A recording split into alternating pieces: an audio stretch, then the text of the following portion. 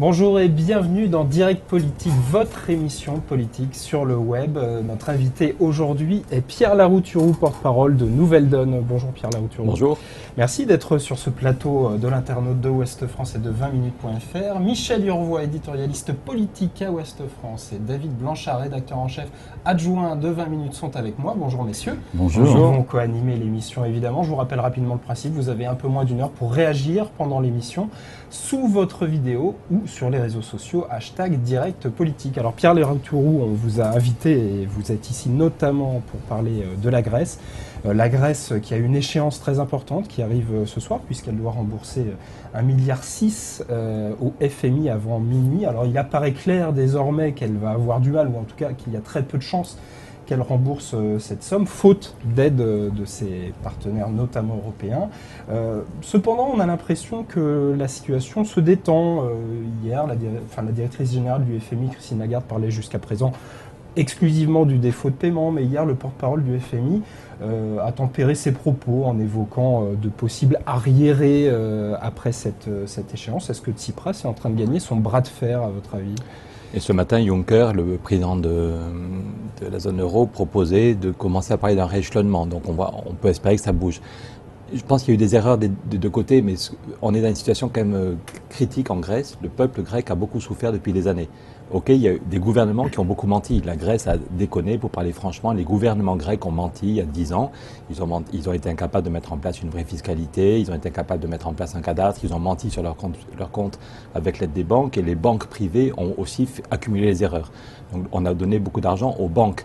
Mais est-ce que c'est une raison maintenant pour continuer à faire souffrir le peuple? Je ne sais pas si on se rend compte. L'autre jour, je voyais un ami chef d'entreprise en Grèce, et qui me disait, mais on ne se rend pas compte de la souffrance. Aujourd'hui, il y a des enfants qui n'ont pas de médicaments. Il y a des gens dans les hôpitaux qui n'ont pas de morphine. Voilà. Donc, et je trouve il y a un deux poids, deux mesures qui est scandaleux. La France, actuellement, a un déficit de 4% du PIB. Et on trouve ça normal. On a jusqu'en 2017 pour arriver à 3% de déficit. Tandis que la Grèce, on exige un excédent de 2% du PIB. Un pays qui a tellement souffert, on exige un excédent du budget de 2%, et que la France, on accepte un déficit de 3%. Si la Grèce pouvait se financer normalement, au même taux que la France, elle serait parfaitement en équilibre. Donc, moi, je trouve normal que le gouvernement de Tsipras demande un peu d'oxygène, qu'on leur laisse 6 mois ou 1 an pour faire des réformes, et qu'on les aide à mettre en place une vraie lutte contre les paradis fiscaux, une vraie fiscalité, un cadastre. Mais asphyxier la Grèce, un dernier point, il y a des chiffres qui circulent qui donnent l'impression que les retraites sont excessives. C'est des chiffres qui datent de 2010. Mais depuis, le niveau des retraites a baissé de moins 30 ou moins 40%. Donc le peuple a fait des efforts considérables. Donc la Grèce a fait assez d'efforts. Il en faut encore, mais simplement, c'est pas en tuant le peuple et c'est pas en tuant le peu de reprise économique qu'on va y arriver. Dernier point, du point de vue technique, la Banque centrale crée en ce moment tous les mois 60 milliards. La BCE crée à partir de 60 milliards tous les mois. Donc on nous dit, pour les banques, gratos. Donc on ne nous dit pas qu'on ne peut pas trouver 6 milliards si on a la volonté politique. On va revenir sur ces 60 milliards. Est-ce que c'est de bonne politique d'annoncer, de déclencher, de surprendre tout le monde par un référendum, alors qu'on ne sait pas trop quelle est la question, qu'on ne sait pas trop quel est le contenu précis de l'accord qui serait soumis au peuple grec? Moi, je trouve que sur le fond, donner la parole au peuple, je préfère un Premier ministre qui dit « je donne la parole au peuple » qu'un Premier ministre qui emploie le 49.3 pour faire taire ses députés. Donc, si on croit à la démocratie, en tant que tel, l'usage du référendum n'est pas choquant. Par contre, moi, je pense, à la place de M. Tsipras, mais je ne suis pas dans la négociation, qu'il aurait pu l'annoncer 1 mois avant et dire « je négocie et je donnerai la parole au peuple ». Tandis que là, il a pris tout le monde par surprise, y compris les citoyens grecs. On voit des citoyens qui disent mais on ne sait pas quoi voter, on ne sait même pas quel est le texte. Pour le moment, vous et moi, on n'a pas vu le texte, on leur demande d'approuver ou de ne pas approuver un texte. Donc j'avoue que c'est je suis pas... Est-ce que c'est si démocratique que ça, avec une période de campagne électorale qui va être extrêmement courte et pour les gens, pas forcément le temps de se pencher très précisément sur les contenus de l'accord qu'ils vont devoir ratifier? Oui, donc je redis que je trouve anormal qu'on critique l'idée d'un référendum. À nous, à Nouvelle Donne, on dit que tous les traités internationaux devraient être soumis à référendum. On ne doit pas avoir peur du peuple en démocratie. Et encore une fois, je préfère un Premier ministre qui dit « j'écoute les députés et je donne la parole au peuple » plutôt que quelqu'un qui tue le débat comme on l'a en France. Après ça, effectivement, Demander aux gens d'approuver un texte technique qu'ils n'ont pas encore vu et en quelques jours, ça ressemble plus à un plébiscite au final qu'à un référendum. Oui, mais c'est bien une question politique. Pardon. C'est étonnant comme façon de faire, puisque le texte approuvé n'est pas encore connu et ce calendrier d'une semaine. Mais de l'autre côté, il faut bien voir que ceux qui veulent saboter la négociation, c'est pour des raisons politiques aussi. Là, il y a une semaine, quand c'est le représentant de l'Espagne qui a fait fuiter, c'est tout à fait clair, c'est le gouvernement espagnol qui voulait planter la négociation. C'est un Espagnol qui a expliqué que peut-être que les banques grecques ne rouvriraient pas lundi, et ce qui a commencé à faire un début de petite panique à Athènes, même si finalement les gens étaient tout à fait sereins.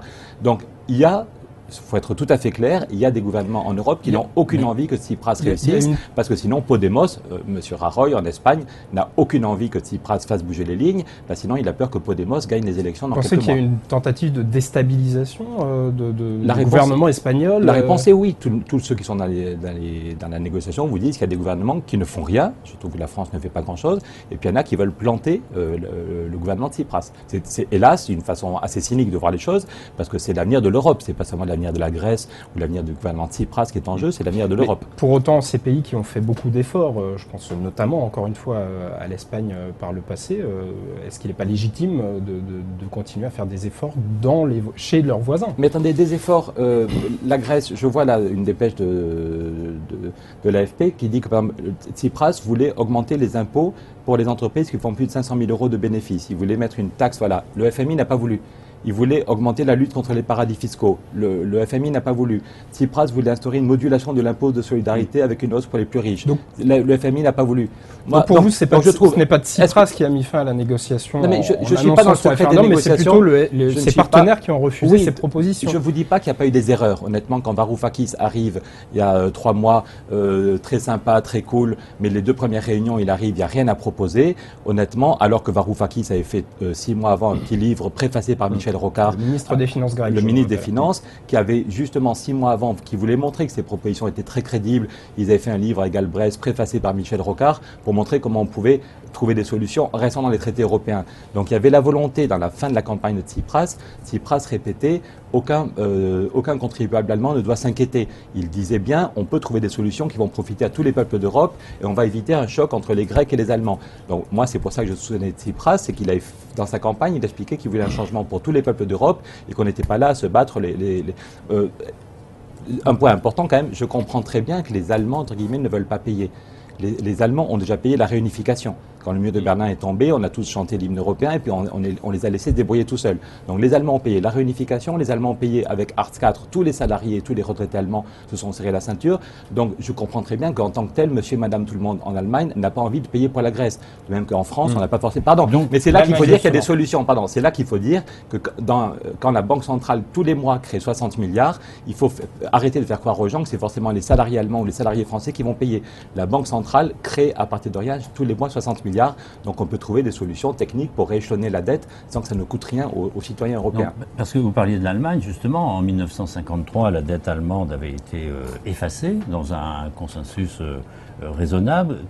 Est-ce qu'aujourd'hui, la dette grecque peut être effacée sans briser la confiance des créanciers? C'est très important ce que vous rappelez. Effectivement, en 1953, l'Allemagne n'arrivait pas à payer et on a divisé par 2. On a supprimé 60% de la dette. On a supprimé 60% de la dette et on n'a pas vu les impôts augmenter en France ou en Italie.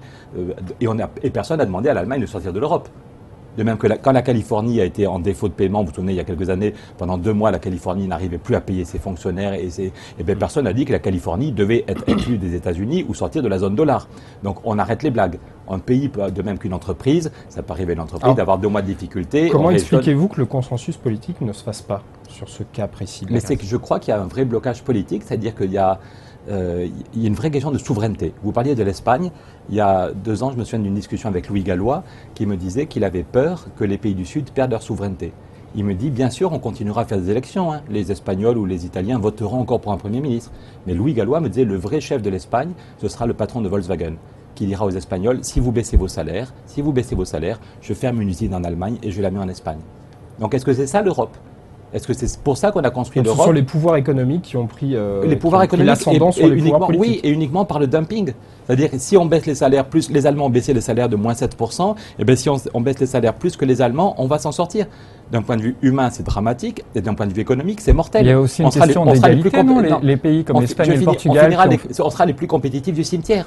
Si le seul moyen dans cette Europe de relancer l'activité et d'avoir un peu plus d'activité, c'est de baisser les salaires plus que le voisin ou de baisser l'impôt plus que le voisin, ça marche pendant 1 an ou 2 ans et on sera les plus compétitifs du cimetière. Il faut une Europe, ce que veut Nouvelle Donne, c'est une Europe où il y a un traité de convergence sociale, c'est une Europe où les 1000 milliards de la Banque centrale, on les met pour sauver le climat et pour créer des emplois. Il y a un choix fondamental à faire. Est-ce que l'Europe est toujours au service des banquiers et des marchés financiers ou est-ce que l'Europe est au service des peuples? Il y a aussi une question d'égalité, puisque l'Espagne et le Portugal ont fait des efforts pour pouvoir réduire leurs dettes, ce que la Grèce ne ferait pas si on l'annule purement et simplement. Mais est-ce que quelqu'un vous a dit qu'il ne voulait pas faire d'efforts? Je redis, les retraites en Grèce depuis 5 ans, c'est les chiffres qui étaient dans le journal Le Monde il y a 3 jours, en moyenne, les retraites ont baissé entre moins 20 et moins 44%. Donc il y a des efforts. Je redis, là ils étaient prêts, simplement qui c'est qui fait les efforts? Est-ce qu'il faut augmenter la TVA sur les médicaments? Soyons très concrets. Le sujet, lundi dernier, quand j'ai rencontré François Hollande, on a été reçu pendant 1 heure par François Hollande, on était à 2 doigts d'un accord, mais le sujet c'était est-ce qu'il faut vraiment augmenter la TVA sur les médicaments? Est-ce qu'il faut augmenter la TVA sur la farine et sur l'huile, qui est les produits de première nécessité? Ou bien est-ce qu'on peut augmenter une taxe sur les sociétés qui font plus de 500 000 euros de bénéfices? Et ce qui est choquant, c'est que le FMI, déjà imposé à la Grèce 2% d'excédent, alors qu'on accepte que la France ait 3% de déficit, déjà je trouve ça assez scandaleux. Ce 2 poids 2 mesures, parce que les marchés financiers notent mal la Grèce, on exige un excédent, alors que nous on peut avoir un déficit. Donc ça c'est choquant. Et après ça, avec le même excédent, leur dire qu'ils doivent absolument augmenter la TVA sur monsieur, madame, tout le monde, et qu'ils n'ont pas le droit d'augmenter l'impôt sur les plus riches, je trouverais normal qu'un gouvernement démocratique puisse dire on fait une réforme fiscale et c'est nous qui décidons de la réforme fiscale. DSK appelle les Européens à accepter une suspension temporaire des paiements d'Athènes en contrepartie de ne plus recevoir aucun financement nouveau de la part de l'Union européenne, comme du FMI. Vous pensez quoi de cette proposition ? Écoutez, je pense, comme DSK, qu'on peut donner de l'oxygène. Je ne pensais pas, je suis rarement d'accord avec Dominique Strauss-Kahn. En 2005, il se moquait de moi quand j'expliquais qu'on allait vers une crise financière. Dominique Strauss-Kahn, dès que je m'inquiétais pour rien, qu'il n'y avait aucun risque de crise. Donc je ne suis pas un proche de Dodo la Saumure, je ne suis pas un proche de DSK, mais oui, je pense qu'il a raison. On peut rééchelonner et on peut laisser 2 années d'oxygène à la Grèce. Encore une fois, on l'a déjà fait pour plein de pays. Mais sans l'aider. Sans l'aider, puisque c'est la contrepartie. Mais on peut trouver des financements. Encore une fois, l'article qu'on a fait avec Michel Rocard, il y a, vous voyez, c'est pas il y a 2 ans, je sais pas si il y a 3 ans, on montrait comment, pour financer les dettes, pour financer les banques, on a mis 1000 milliards sur la table. 1000 milliards à 0,1%. Et tout le monde a trouvé ça normal. Et là, de nouveau, ça c'était ce qu'on a fait en 2008-2009, et là, de nouveau, la Banque Centrale Européenne dit qu'elle va créer 1000 milliards ou 1200 milliards qu'elle va donner aux banques. Donc, et tout le monde trouve ça normal, il n'y a aucun débat. La Banque Centrale va créer 1200 milliards pour les banques, et tout le monde trouve ça normal. Et par contre, on se demande si on peut rééchelonner la dette quand la Grèce a besoin de 6 milliards. Je pense que les historiens diront qu'on a été... La Grèce... Encore une fois, Michel Urvois a rappelé que l'Allemagne avait vu sa dette divisée par 2 en 1953. Et personne n'en est mort. Et tout le monde a trouvé ça normal. L'Allemagne n'arrivait pas à payer. On a divisé par 2 sa dette. La Grèce doit 42 milliards à la France. Quelle doit être l'attitude de la France ? L'attitude de la France, c'est de dire que l'Union européenne est d'abord une union politique, c'est pas une union de comptables, et qu'il y a eu des erreurs. C'est pas pour rien si le PASOK, les socialistes grecs, sont tombés de 40% à 4%. Oui, il y a eu des erreurs et des mensonges faits par la Grèce, mais c'est par les gouvernements, c'est pas le peuple. C'est pas... Mais concrètement, qu'est-ce qu'il faut faire ? Le gouvernement est élu par le peuple. Oui, mais est-ce que vous trouvez normal qu'aujourd'hui on leur mette un boulet définitivement ? Est-ce que vous pouvez dire que vous trouvez ça normal ? Mais est-ce que vous trouvez normal qu'un pays qui sort à peine de la récession, on exige qu'il ait 2% d'excédent, tandis que nous on accepte qu'on ait 4% de déficit ? Moi, je trouve que c'est injuste. Je trouve on fait souffrir ce peuple. On lui impose un truc qui est totalement injuste. Mais Dominique Strauss-Kahn, ce qui est terrifiant, c'est que le FMI passe son temps maintenant à reconnaître les erreurs qu'il a fait il y a 3 ou 4 ans. Dominique Strauss-Kahn plaide coupable pour les erreurs qu'il a faites. Absolument. Le FMI fait régulièrement des documents pour dire il y a 4 ans ou 5 ans, on a déconné. Mais il continue. Donc il y en a marre d'un point de vue démocratique. Il y en a, François Hollande nous disait il y a une semaine quand on était à l'Élysée, François Hollande disait c'est une erreur d'avoir mis le FMI dans la négociation. Et bien pourquoi est-ce que François Hollande nous le dit dans son bureau et pourquoi il ne le dit pas ? Il est président de la République. Quand François Hollande nous dit qu'il a une action très souterraine et qu'il compte sur nous pour faire bouger l'opinion publique, je lui dis qu'il était quand même président de la République, qu'il avait le droit de faire bouger l'opinion publique. Il faut répéter, on peut trouver un accord, on peut donner 2 années ou 1 année d'oxygène à la Grèce et ça ne coûtera pas 1 centime aux salariés français ou aux salariés allemands. Il faut arrêtez les blagues. C'est ça qu'il faut expliquer aux opinions publiques. François Hollande et la France se sont posés en médiateurs plutôt dans cette affaire entre une Angela Merkel plutôt partisane de l'austérité et la Grèce évidemment qui elle n'a pas accepté ce plan. Est-ce que finalement ces positions n'ont pas été adoptées hier, puisque Angela Merkel comme M. Tsipras annonce hier que la négociation pourra se poursuivre après le référendum? Écoutez, on n'en sait rien. Donc cette démarche souterraine, comme vous le disiez, est-ce qu'elle n'a pas son efficacité? Écoutez, aussi pour le moment, on est à 2 doigts d'un chaos parce que personne ne sait ce qui se passe, s'il y a un vote non, si on ne sait pas, honnêtement, on ne peut pas dire que la négociation... Est-ce que ce serait autant un problème que ça si la Grèce sortait de l'euro? À la fois pour les pays qui resteraient dans l'euro et puis pour la Grèce elle-même. Retrouver un drachme plus faible, ça lui permettrait peut-être de se relancer. 80% des Grecs souhaitent rester dans la zone euro. Donc personne n'arrive à imaginer quelles sont les conséquences concrètes. Quelles seraient les conséquences concrètes pour la Grèce, pour les pays du Sud comme l'Espagne ou l'Italie qui pourraient être attaqués aussi, et pour le reste de l'ensemble de la zone euro. Certains, quand ils ont décidé en 2008 de laisser tomber Lehman Brothers, souvenez-vous, certains pensaient qu'on pouvait laisser tomber Lehman Brothers, que ça ferait un exemple et qu'il n'y aurait pas de conséquences. Ça a provoqué un séisme, et sachant que l'économie mondiale est déjà dans une situation quand même plus que tendue. Vous avez peut-être vu qu'à Shanghai, les marchés financiers ont perdu moins 20% depuis 10 jours. En Chine, il y a une bulle, en même temps une bulle financière énorme et une bulle immobilière qui est en train de péter. Donc si toute l'économie mondiale et si toute la zone euro elle est très très bien, on pourrait peut-être s'amuser à provoquer une petite explosion en regardant ce que ça va avoir comme effet. Mais là, vu la situation de l'ensemble de la zone euro et de l'ensemble de l'économie mondiale, on va peut-être mieux pas accumuler les risques. Est-ce que vous avez vu François Hollande? Est-ce qu'il vous a semblé à la hauteur? Est-ce qu'il fait ce qu'il faut? Honnêtement, aujourd'hui, il ne fait pas ce qu'il faut. Je pense qu'il faut parler aux opinions publiques.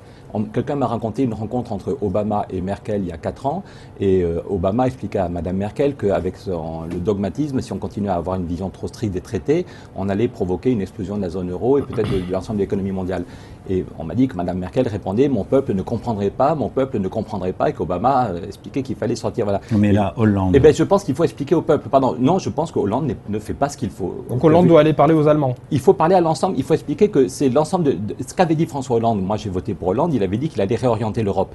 Est-ce qu'on continue une Europe du dumping, une Europe où il y a de moins en moins d'argent pour les retraités, pour les services publics, pour investir, ou est-ce qu'on est capable... fait dans cette direction jusqu'à présent? Est-ce qu'il y a eu un changement? Est-ce que vous avez l'impression qu'il y a eu un changement de cap? La réponse est non, il n'y a pas eu de changement de cap. On continue.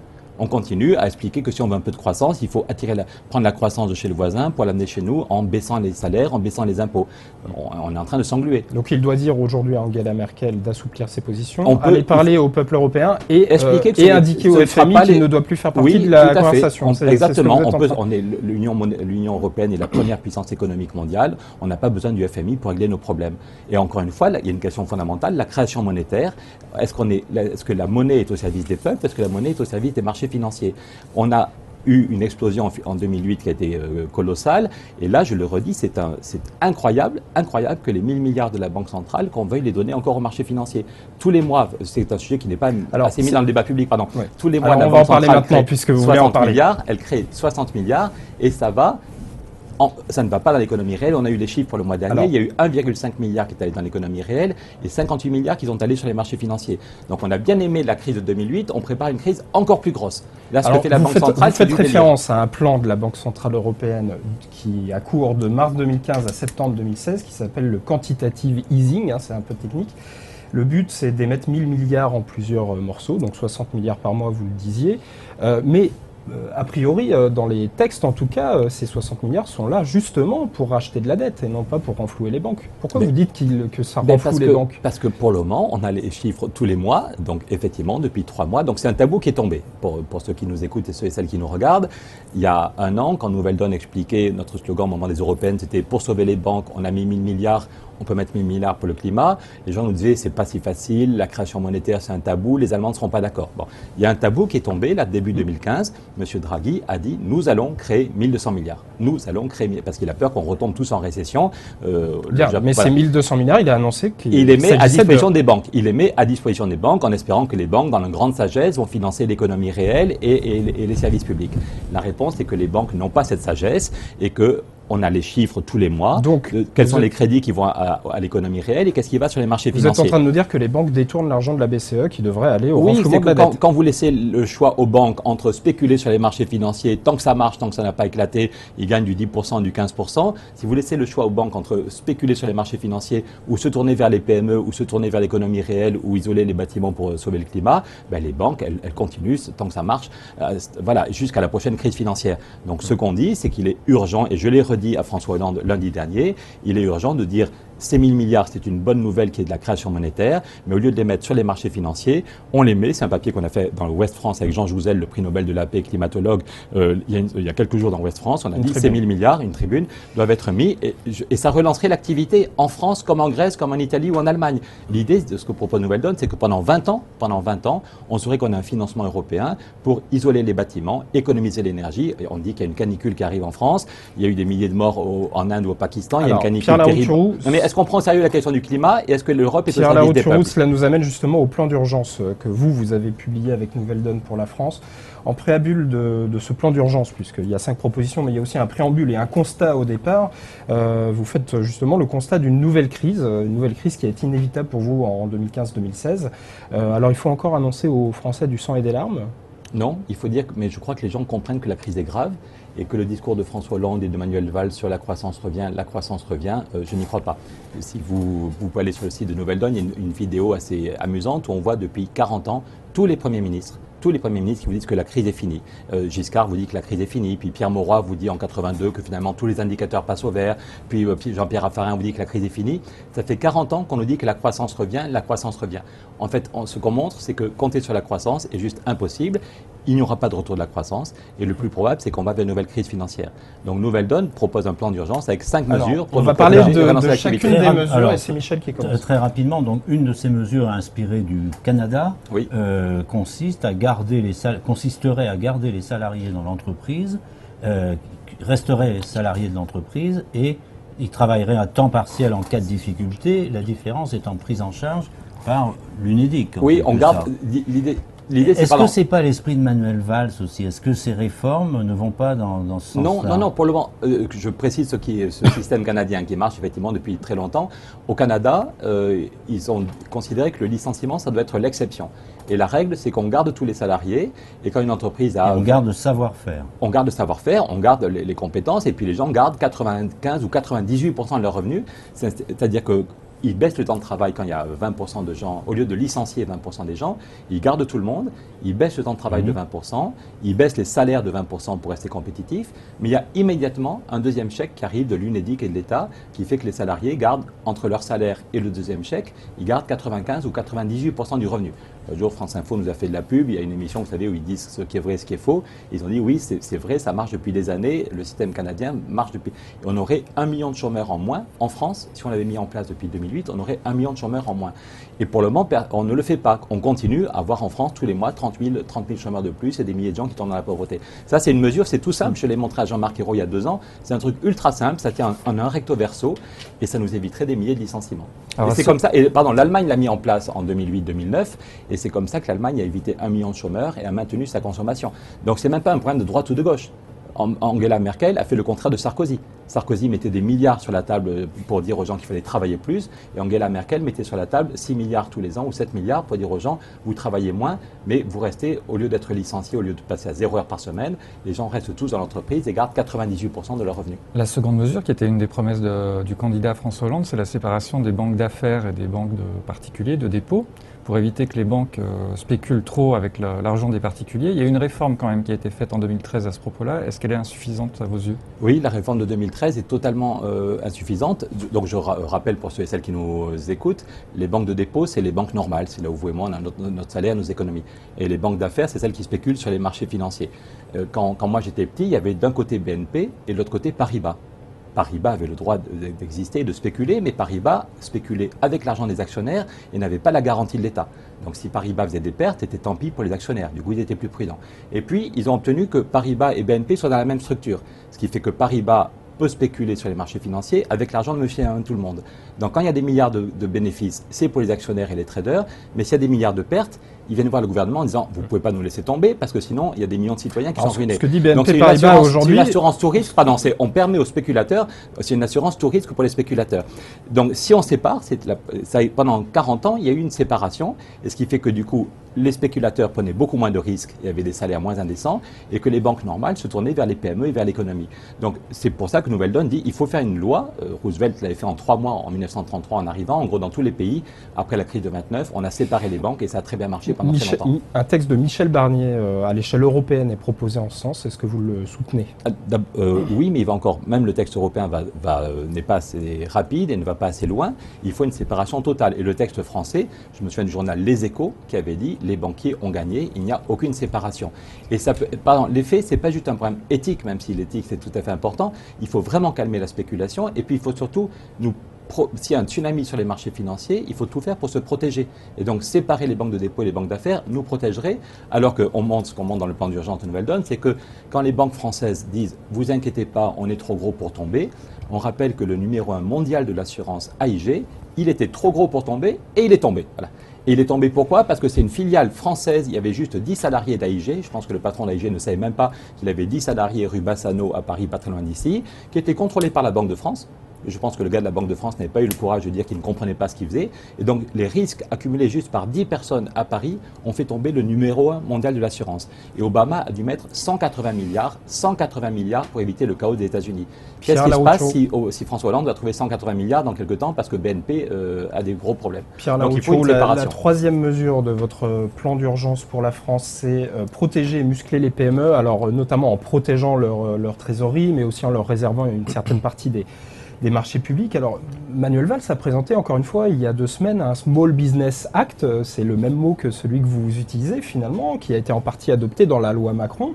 Non, mais il y a eu quelques mesures. Ça, c'est du vent? Non, il y a eu quelques mesures favorables aux PME, tout à fait, mais simplement, il y a aussi une partie des mesures mises en place par Manuel Valls qui va plutôt augmenter la précarité. Et donc, c'est une efficacité à court terme, parce que s'il y a de plus en plus de précarité, il y aura moins de clients. C'est-à-dire que nous, ce qu'on propose, on rappelle quand même l'étendue des dégâts, il y a chaque année en France plus de 60 000 PME qui font faillite. On n'en parle pas beaucoup, mais il y a plus de 66 000 depuis un an. Voilà. Et un tiers de ces faillites, c'est juste un problème de trésorerie, des défauts de délai de paiement. C'est un gros client qui fait attendre la PME et la PME n'ose pas faire un procès au gros client. Moi, je connais un patron de PME qui attend depuis longtemps 300 000 euros. Son plus gros client lui doit 300 000 euros et le client attend que la PME meure pour ne jamais le payer. Donc, on propose un système très efficace qui ne coûterait rien. L'État se ferait le relais. La Caisse des dépôts dirait au bout de 2 mois, s'il y a un client qui n'a pas encore payé, la Caisse des dépôts met l'argent sur la table gratuitement pour la PME et c'est la Caisse des dépôts qui se retourne vers le client qui est mauvais payeur. Donc, ça ne coûterait rien à la PME et les mauvais payeurs n'auraient aucune envie de se retrouver au tribunal face à une grande banque comme la Caisse des dépôts. Donc il y aura un effet d'assurance immédiat et gratuit. Autre mesure que vous proposez, c'est la relance du logement, construction massive pour faire baisser les loyers. Ça veut dire que le plafonnement du flot, ça ne marche pas pour vous? Ça veut dire que c'est tout à fait insuffisant. On est le pays d'Europe, vous le savez, vous en avez parlé dans tous vos journaux récemment, il y a une étude qui montre qu'on est 30% plus cher que tous les autres pays d'Europe. On est le seul pays et en même temps on met des sommes considérables avec les aides au logement. C'est-à-dire au lieu de s'attaquer à la racine des problèmes... La loi Allure n'est pas encore appliquée. Non mais personne ne... Attendez, on est sérieux. Il y a des millions de gens en France qui sont mal logés ou qui payent des loyers exorbitants. Je redis les chiffres. Si on avait le même niveau de loyer qu'en Allemagne ou aux Pays-Bas, on ferait tous 250 euros d'économie tous les mois. 250 euros d'économie tous les mois si on avait la même politique du logement. Vous ne voulez pas laisser la chance au produit et attendre que la loi soit... Mais attendez, est-ce que vous connaissez quelqu'un qui dit que ça va relancer la construction? Les mises en chantier s'effondrent. Théoriquement, ça doit baisser les loyers. Non, mais la réponse est non. Pardon, ça va peut-être les plafonner un tout petit peu, ça va peut-être limiter la hausse, mais il y a une pénurie de logements. Tout le monde, droite et gauche, disent qu'il manque 800 000 logements dans ce pays. 800 000 logements. Donc qu'est-ce qu'on fait? On ne va pas augmenter les impôts, on ne peut pas augmenter la dette. Donc Nouvelle Donne arrive avec 2 solutions concrètes pour relancer le logement sans augmenter les impôts ni la dette. Première solution, c'est le fonds de réserve des retraites, où il y a 37 milliards. Il y a des pays où le fonds de réserve, on n'a pas mis sur les marchés financiers, mais on l'a mis pour construire des logements. Un petit pays comme les Pays-Bas, c'est un petit pays en termes de taille, a construit 1 million de logements avec l'argent du fonds de réserve des retraites. Et ça marche parce que tous les mois, il y a 1 million de gens qui envoient leur chèque de loyer. Ça crache du 2,5 de rentabilité. Donc nous, en France, il y a 37 milliards dans le fonds de réserve et ça peut être fait par décret. La semaine prochaine, Manuel Valls peut dire que les 37 milliards, ce n'est plus BNP et Barclays qui le gèrent, mais c'est mis sur le logement. Et ici, il faut faire du logement intermédiaire, ici du logement social, ici du logement pour les étudiants. On fait des coopératives, ce qui a été fait aux Pays-Bas, c'est des coopératives au plus près du terrain.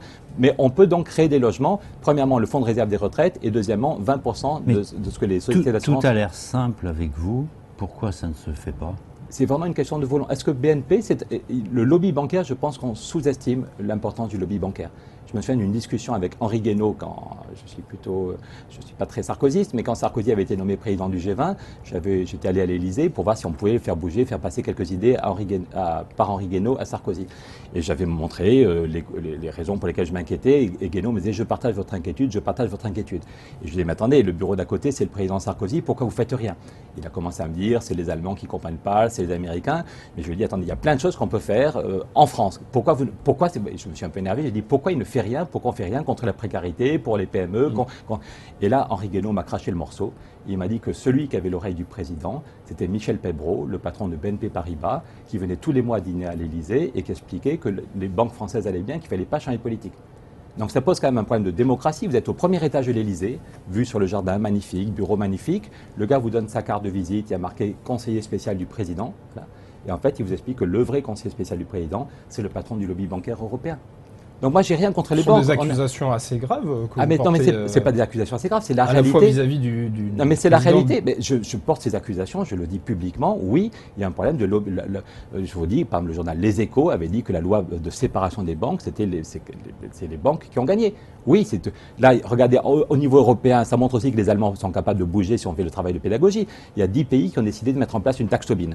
Il y a 15 ans, on nous expliquait que la taxe Tobin, je rappelle pour ceux qui ne connaissent pas bien le sujet, c'est l'idée de prendre 0,1% à chaque fois qu'il y a une transaction financière, c'est pas la mort. Vous et moi, quand on achète du pain ou du Nutella, on paye la TVA beaucoup plus, on n'en meurt pas. Donc la taxe Tobin, c'est prendre 0,1% sur les transactions. Finalement, Mme Merkel est d'accord, il y a 10 pays qui ont décidé de mettre en place une taxe Tobin. Ça veut dire que la prochaine fois qu'il faut trouver de l'argent pour aider la Grèce ou l'Espagne, au lieu qu'on s'engueule pendant des mois pour trouver, s'il y avait une taxe Tobin, tous les ans, il y aurait 70 milliards qui arriveraient dans une cagnotte qui pourrait être gérée par le Parlement. Donc ça y est, il y a 10 pays qui ont décidé de mettre en place une taxe Tobin. Les Anglais sont furieux, mais ils ne peuvent pas l'empêcher. Eh bien, qui c'est qui bloque? C'est Michel Sapin. C'est le gouvernement socialiste français qui, en fait, tout le monde vous dit influencé que par le lobby par bancaire. Le lobby bancaire qui ne veut même pas 0,1. Donc c'est un vrai problème, la question des lobbies. C'est un vrai problème. Souvenez-vous, le dernier discours de Ike, le président Eisenhower, quand il quitte la Maison-Blanche, le dernier discours, quand il veut parler au peuple américain, c'est « Méfiez-vous du pouvoir usurpé du lobby militaro-industriel ». Alors que Ike était quand même l'ancien chef d'état-major des armées. C'est pas un gauchiste antimilitariste, mais Ike dit « Méfiez-vous du lobby ». Ennemi de la finance, pour vous. Il n'a pas fait la séparation des banques et pour le moment, la France ne fait rien pour la taxe Tobin. Alors que si on a mis en place une taxe Tobin depuis un an, le problème de la Grèce, il serait réglé sans aucune difficulté. Et votre cinquième mesure est liée aux 1000 milliards émis par la BCE. Vous préférez qu'il soit orienté sur le climat plutôt que sur les banques. Quel regard vous portez sur la loi de transition énergétique? Mais la question fondamentale, c'est est-ce qu'on a les moyens? On peut faire toutes les déclarations, notre maison brûle, souvenez-vous le discours de Chirac, notre maison brûle, nous regardons ailleurs, François Hollande qui dit que c'est sa priorité. Concrètement, là on va avoir une canicule, c'est toutes les semaines maintenant qu'il y a un événement climatique extraordinaire. Toutes les semaines.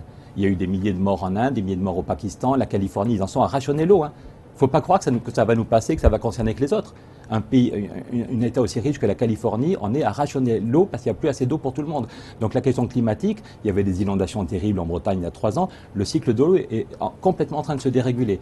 Et c'est une des causes des migrations. C'est quand des gens n'arrivent plus à vivre dans leur pays parce qu'il y a soit des typhons, soit des sécheresses. Donc la question climatique est absolument fondamentale. Donc pour vous, c'est une question de financement. Et il faut d'abord et avant tout économiser l'énergie. La meilleure solution, c'est économiser l'énergie, économiser l'énergie, économiser l'énergie, ce qui est bon pour le climat et qui est aussi bon pour nos factures.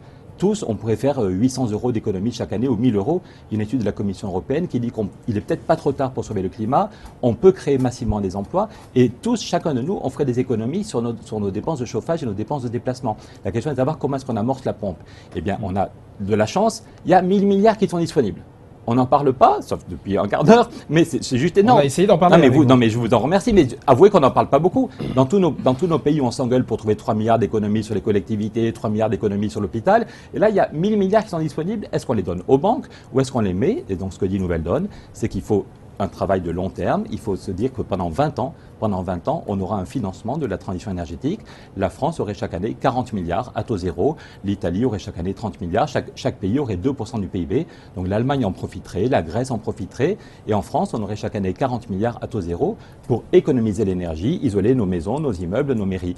Et ça peut créer 200 000 emplois en France et on peut peut-être sauver le climat si on s'y prend assez vite. Voilà pour votre plan d'urgence en 5 mesures pour la France. Pierre Larouturou, on voulait terminer avec vous en 5 minutes sur la crise, ou en tout cas ce qu'on appelle une crise qui a lieu actuellement à Nouvelle-Donne. Il y a quelques jours, une soixantaine de membres de votre parti ont claqué la porte, dont Isabelle Attard, qui était la seule députée Nouvelle-Donne, qui était aussi la vice-présidente du parti. Non, elle n'était pas dans les instances depuis longtemps.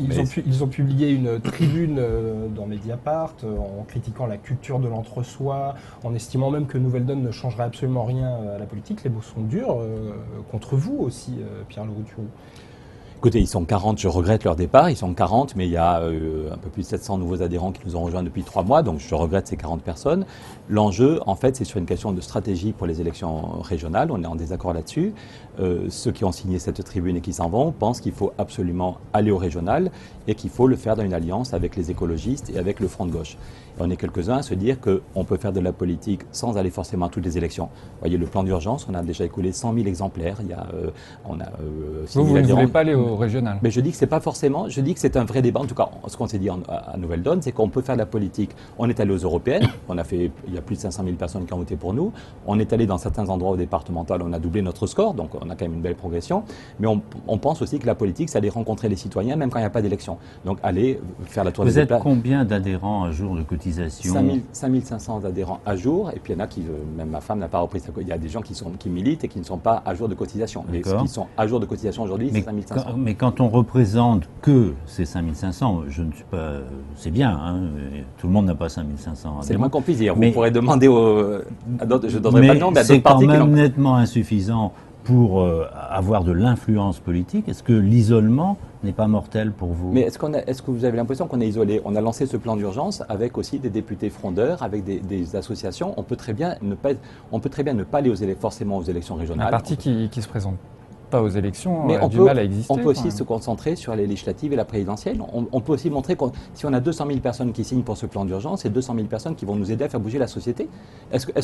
Honnêtement, est-ce que les régionales sont un levier fondamental? Il y a des endroits où... Avec des régions renforcées. Dernier point, la question de la stratégie.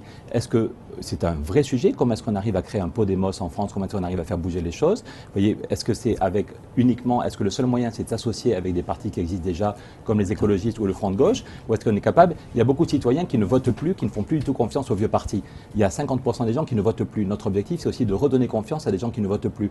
Et donc, on a un débat au sein de Nouvelle-Donne. Il ne s'agit pas d'exclure ces rassemblements, mais on s'est dit qu'on en parlerait à nos journées d'été et qu'on aurait un débat avec tous les adhérents début septembre. Vous êtes en train de vous préparer à être candidat à la présidentielle? C'est pas le sujet. Les journalistes politiques, vous ne voyez que la question des personnes. Non, c'est la question de comment. Au bout de 40 minutes d'entretien. On ne parle que du fond. Là, vous êtes en train de nous dire les régionales, non, mais les législatives, la présidentielle, oui. C'est un programme de candidat à la présidentielle, ça. Non, le programme de Nouvelle-Donne va beaucoup plus loin. Ça, c'est 5 mesures qu'on devrait prendre en 3 mois. Le projet de Nouvelle-Donne, il y a aussi un changement de société derrière. On montre comment on peut changer l'Europe en 1 an ou en 2 ans, redémarrer l'Europe avec 9 ou 10 pays. Donc le projet de Nouvelle-Donne va beaucoup plus loin et plus global que ces 5 mesures. Mais ces 5 mesures, c'est des mesures de bon sens qui en même temps peuvent créer 400 000 emplois. Donc d'accord. Mais comment vous les faites passer? Écoutez, on les fait passer parce qu'on va rencontrer les citoyens, on fait du porte-à-porte. Vous voyez, au lieu d'attendre les régionales et d'aller voir comme tous les autres partis. Vous dites pas non à une candidature à la présidentielle? Mais non, je vous dis pas non. On verra dans 2 ans on verra. La question de la présidentielle est évidemment fondamentale, la question des législatives est évidemment fondamentale. Mais moi, j'en ai marre des partis politiques qui se mettent en sommeil et qui, tout d'un coup, une semaine avant les élections, font du porte-à-porte, votez pour nous pour les régionales, votez pour nous. On peut aller rencontrer les citoyens, y compris les citoyens qui ne votent plus ou qui sont désespérés. On a fait un débat à Hénin-Beaumont. À Nouvelle-Donne, on montre qu'on peut faire de la politique. J'étais à Brest vendredi, il y avait 250 personnes pour un débat. On n'a pas parlé ni des régionales ni des législatives. Mais les 250 personnes sont reparties en disant putain, c'est vrai, il y a des solutions et tout le monde a pris pris une dizaine d'exemplaires pour en donner à ses copains au boulot ou dans sa famille. La politique, c'est pas seulement voter pour moi parce que je suis moins nul que l'équipe d'en face qui va aller au régional. On peut vraiment, dans une crise comme ça, si Podemos a créé la surprise en Espagne, c'est parce que d'abord, il était sur le terrain. La femme qui est la maire de Barcelone, elle était sur le terrain pour éviter les expulsions il y a 18 mois. Elle se faisait coffrer par les CRS. Et c'est parce que les gens ont compris qu'elle s'est était présentée à une municipale. Oui, mais je vous dis pas attendez, j'étais aux élections européennes, on est très content qu'il y ait eu plus de 500 000 personnes qui aient voté pour nous. Je vous dis pas, on n'a jamais dit qu'on n'irait pas du tout au régional. On va aller dans certaines régions, on va aller au régional. Il y aura des candidats mais bien sûr, au régional. en Rhône-Alpes, on va aller dans un rassemblement avec des. Est-ce qu'on est capable de sortir du binaire où on y va partout ou on n'y va pas du tout? Donc il y a des régions. C'est toute la question qu'on est en train de vous poser. Voilà, donc je vous réponds, pardon, mais aux élections en Rhône-Alpes, de même qu'on était dans l'équipe qui a. Rhône-Alpes-Auvergne. Rhône-Alpes-Auvergne, tout à fait. De même qu'on était dans l'équipe qui a fait bouger les choses à Grenoble avec Éric Piolle, on a été dans un rassemblement aux élections départementales dans toute l'Isère, et là, on vient de construire un rassemblement pour toute la région Rhône-Alpes-Auvergne, où il y aura des gens de Nouvelle-Donne, il y aura des gens issus des associations, il y aura des écolos, il y aura des gens d'autres partis. Donc on n'est pas du tout hostile à ces rassemblements. Ce qu'on se dit, c'est juste avec écolos et Front de Gauche en Rhône-Alpes-Auvergne. Tout à fait, et avec des associations, et avec des gens qui militent sur le terrain. C'est une réponse à Isabelle Attard qui dit qu'on ne fait plus de politique à Nouvelle-Donne. On en fait, on a déjà écoulé 100 000 exemplaires de ce petit livret, on doit réimprimer 100 000 exemplaires, on en fait. Et simplement, la politique, c'est pas seulement aller à des élections. Et puis, il faut bien voir que ces rassemblements ne suffisent pas forcément. La ville de Clichy l'a montré il y a 3 semaines, il y a eu une élection municipale à Clichy dans le 92. Il y a eu ce type de rassemblement. Ils ont fait une très belle campagne. En Ile-de-France, il pourrait aussi y avoir... Pardon, je finis. Et ils ont fait 11%. Donc ça fait un très beau rassemblement, mais il y a aussi des citoyens qui, dès qu'ils voient l'étiquette d'un parti politique, ça les rebute. Donc le débat au sein de Nouvelle-Donne, c'est est-ce que ce rassemblement est forcément utile? Est-ce qu'il est suffisant? Est-ce que à Grenoble, ça a bien marché. Le rassemblement autour d'Éric Piolle, avec Éric Piolle, a créé la surprise et ils ont été capables de faire bouger les choses. Mais il y a d'autres endroits, à Clichy, il y a 3 semaines, ce rassemblement, ça a été une très belle campagne, très intelligente, avec vraiment des citoyens qui s'engageaient pour la première fois en même temps que des partis politiques. Ça n'a pas convaincu. Le PS était quand même loin devant et la ville est tombée à droite. Donc ce qu'on se dit, c'est juste peut-être qu'il y a quelque chose de plus innovant et qui permet vraiment d'aller rencontrer les citoyens et de les convaincre. Allez sur le site de Nouvelle-Donne pour signer ou pour vous informer. Merci Pierre Larouturou, ce sera le dernier mot de cette émission. Donc porte-parole économiste, porte-parole de Nouvelle-Donne. Merci encore d'être venu sur ce plateau. Merci Michel et merci David d'avoir co-animé cette émission avec moi. Merci à vous de nous avoir suivis. Je vous donne rendez-vous la semaine prochaine, même heure, même endroit, et d'ici là, restez connectés.